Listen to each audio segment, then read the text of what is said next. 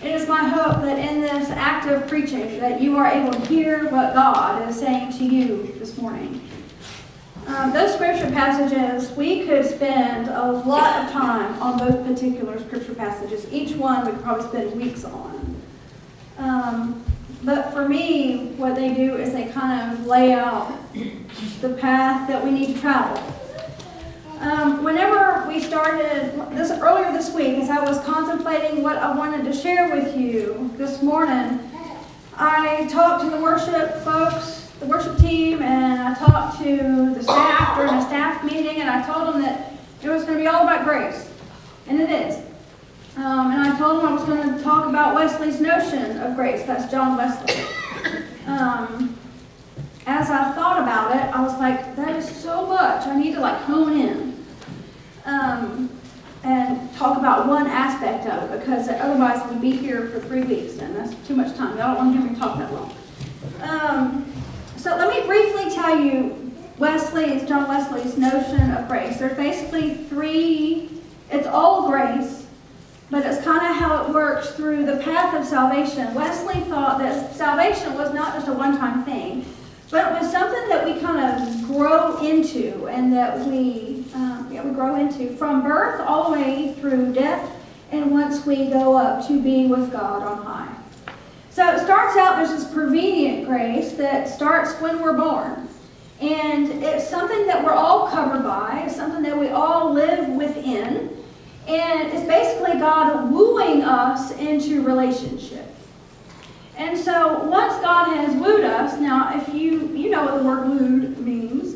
Wooed means to draw in, to kind of flirt, to get your attention, to kind of wake us up into realizing who God is and to want to be in relationship.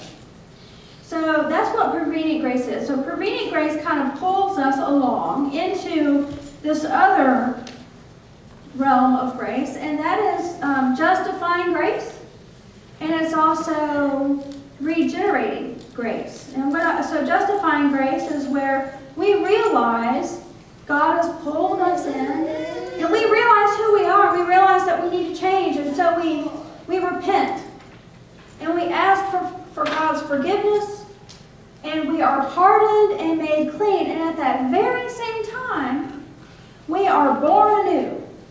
Usually, most of the time, at this point in time, people are baptized. And so it's a new birth by water and the Spirit. And so at this point, you know what it's like with babies. Babies have to grow up. They don't grow. A baby is not born and all of a sudden knows that Jesus Christ is Lord, can articulate all the ways of faith, knows all the hymns, knows all the creeds. A baby has to be nurtured and loved and cared for by the community of faith. That's by us, by the church, by our families. They have to be taught.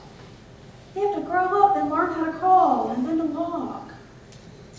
I mean, babies don't grow, they're not born knowing how to eat steak and potatoes. They start out with milk. So we're born anew, and then we start on this journey of life and of growth. And so what this process is called, from the moment of new birth all the way to when we die and we go to be on high with God, that's called sanctifying grace. Now, this sanctifying grace is something that we grow into. It's that where we start out with milk and then we end up eating steak and potatoes. And the steak and potatoes is kind of like perfection. I can't believe I'm actually saying this in a sermon, but anyway, but it's a good meal. Some people wouldn't say that. Some people would say like a good meal with vegetables and tofu is fantastic, if that's your thing. But anyway, so in this process of sanctification, we're growing and we're learning. And God is working within us all the while. This part right here is like learning how to be holy and learning how to be happy. Now that brings me to what I really want to focus on today. I want to focus on this justifying grace part. I want to focus on this part where, as the psalm says, the verdict. We know what the verdict is. The verdict is we're guilty. But God is a God of grace and a God of mercy.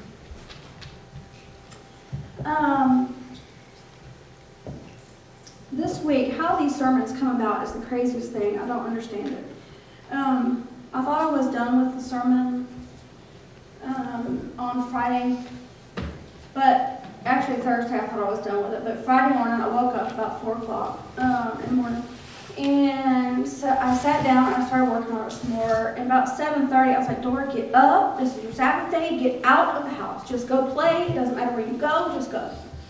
So I decided I want to go to the land and I want to go check out this new coffee shop. It's not very new, but I want to go explore it. It's called Trilogy Coffee. It's a fabulous little spot. Fabulous coffee that I did not have at that time. They also have a juice bar. Juice is really good. It's for the veggie types. Had beet juice. It was fabulous. So anyway. Get out of the house. So go explore. A few years ago, a friend of mine gave me the nickname of Dora the Explorer. And I was like, you know what? I'm just going to embrace it and use it. And I do. I try to get out and explore. I try to get out and explore where I live. And I tell you what, it's amazing what I have been into. And I tell you, to be able to explore is freedom that I enjoy because of God's grace. I do feel free to explore. I feel free to explore all kinds of things, knowing that God's got me and God's got the world and God's got where I'm going to go, and that hopefully somehow God's grace and God's light will shine wherever I go. In this exploration, so I went to Trilogy Coffee in DeLand. That's where I ended up. Ended up there, and while I was there wandering around, they have art gallery kind of stuff in the coffee shop and the juice bar. I heard these bells, these tower bells ringing. And I was like, what church is that? Where there's tower bells? I was kind of curious. I was like, well, I'll go wander around the block and see if I can find this church. So I left there, and I was told about this industrial architectural place to go explore. And so I was like, okay.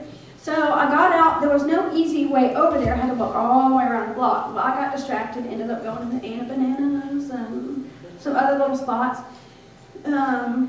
Ended up eating lunch at the bake shop, found a few other little spots. Well, in one of these spots, I came across somebody. I said, and the bells rang again. I was like, what? I had the courage. I was like, what church do those bells belong to? Those tower bells? And I'm like, it's not the church. It's not a church. It's the courthouse. I'm like, what? Let's get up. So,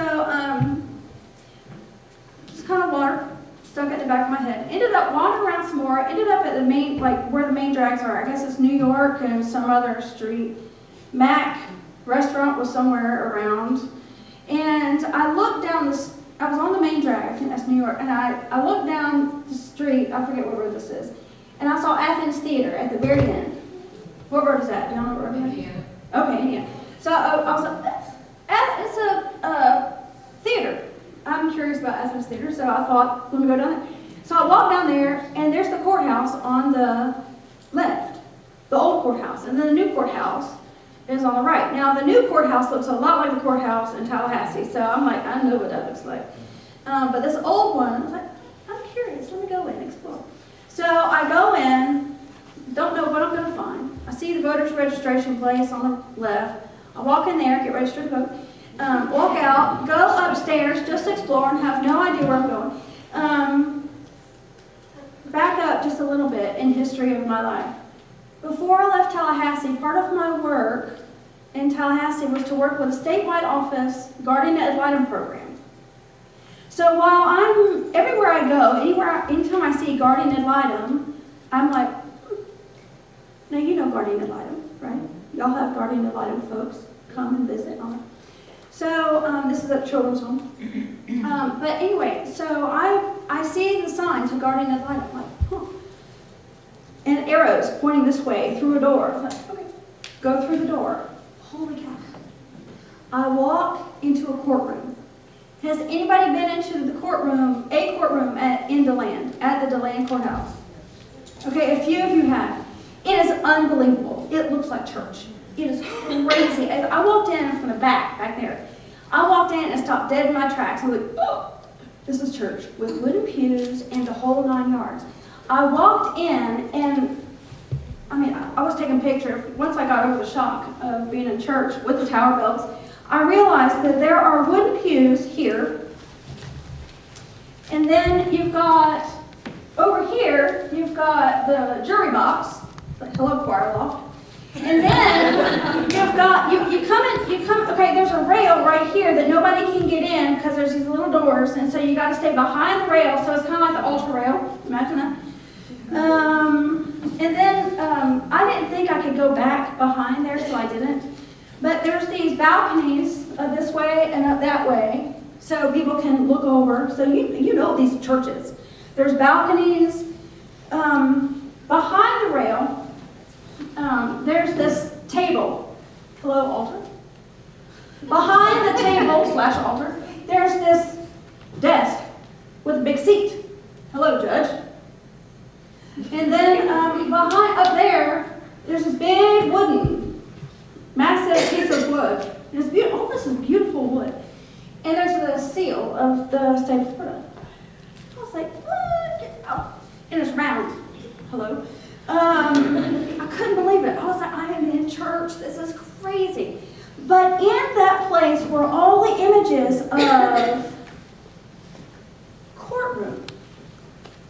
All in that place were images of what happens whenever you get judged. You walk in, hands bound. Usually you probably walk in from this way, hands bound. Sit here at a table. You've got somebody representing you. Over here, you got another table. Meanwhile, the altar rail right here, but behind you. So you got somebody over here charging you. So the person comes in bound. Then you got this judge up here that's going to cast judgment on you. Now, if you come inbound from that side, and you are deemed guilty, you go out that door to jail, where there is weeping and gnashing of teeth. It's like, holy cow. Now, let me tell you, one of the images that was so unbelievable to me, it took me a minute to figure out what it was. But in the balcony, if you look up, there were 2 jail doors mounted to the wall. And I was like, oh, the images in here, it's all about weeping and gnashing of teeth, all about jail. So if you come in guilty, and you're deemed guilty, judged guilty, you walk out to jail weeping and gnashing of teeth, never to, it's going to be a while till you see the light of day. To see those jail doors and to realize what they are and to realize what that must sound like to close shut and to be stuck. And you're sitting there. And you've got inside you weeping and gnashing of teeth because you are guilty. And the reality is all of us are deemed guilty. King David, wrote Psalm 51. And he claims his guilt. But it starts out, have mercy on me, God, according to your faithful love. Wash me completely of my guilt. Purify me of my sin. So this judge that we have, not the DeLand court, not the DeLand judge, but our judge, God, instead of judging us guilty and keeping our hands bound and dragging us out that door, our judge declares us pardoned, declares us freed, declares us able to live happy and holy lives where we're able to grow into that life of perfection where we can feast that steak and potato meal with God on high. And what's interesting, right before I left, there was one image in that DeLand courthouse that I noticed. And it was the back door. I realized that back door, and it's interesting, I realized that back door after I had actually gotten behind the rail. I got behind the rail because actually left, and then I turned around and looked at the guardian ad litem sign, and I was like, but it says through there or something. So I walked back in, and I actually read the instructions to the door off to the left, or to the right. And so I was like, okay, I'll go look. So I came back in and I actually walked through, it was kind of weird, and walked in that door over there, and it had the sign for guardian ad litem. Well, the woman, the receptionist, she talked to me. She talked to me, and we were having a conversation about the possibilities of me becoming a volunteer with guardian ad litem. And we were talking about it. I told her I live close to the children's home, and it'd be really cool to be a guardian ad litem with the children's home. So I'm actually exploring the realities of, or possibilities of being a guardian ad litem for one or more of the children at the children's home. I've got to go through the application process. And I invite y'all to hold me accountable to that, because it's easy to get scared and not want to do that and say somebody else can do it. So I invite you to hold me accountable to that. But anyway, I got back here, and it was interesting. The whole time I was in that courtroom, I noticed these 3 chairs sitting in a circle. So the woman, she said, let's go out there and talk. So it was interesting to sit behind the altar rail, behind the railing, and have a conversation about the possibilities of being God's grace to a child in the children's home. To me, this is abundant grace. My mom grew up in a children's home. So for me to be able to care for and represent the interests of a child in a courtroom is a joy. Someone who's growing up in the children's home, in the system. The fact that I'm a Methodist pastor, that helps the whole thing. I don't understand why, I don't understand how. I'll be able to talk about that probably in 10 years. But to me, it was grace in action. Sitting in that spot of 3 chairs, and who knows, maybe somebody else was sitting in that chair that was in, I don't know. Here's what I want you to know. Those doors that I noticed while I was behind that rail, those doors are where the free walk out.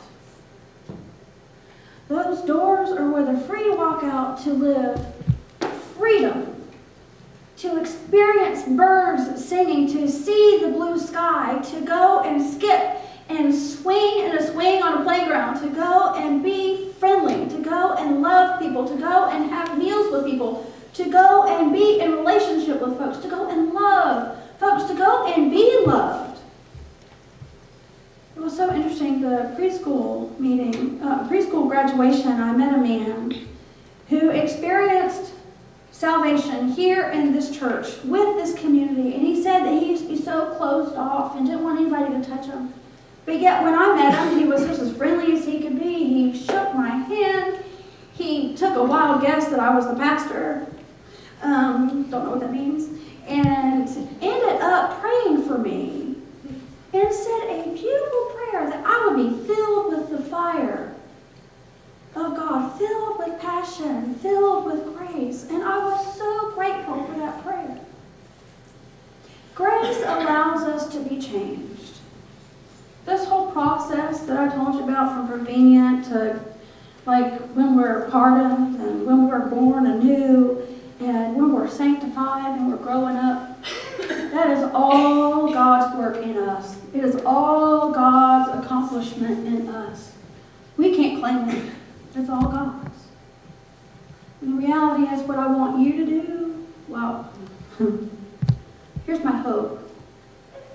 I hope that today when you walk out those doors, I hope that you will realize that you are free. I will hope that you will walk out and realize that you can live. And the thing is, one of the passages says, beautiful are the feet who bring the good news.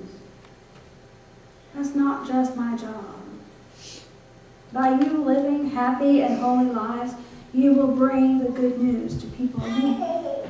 You preach by how you live, much more so than by your words. So my hope for you is that when you leave this place, You don't leave bound up. You don't leave downtrodden and anxious, but you live open and free. And if you do, you will impact the world will be changed, and beautiful things will happen.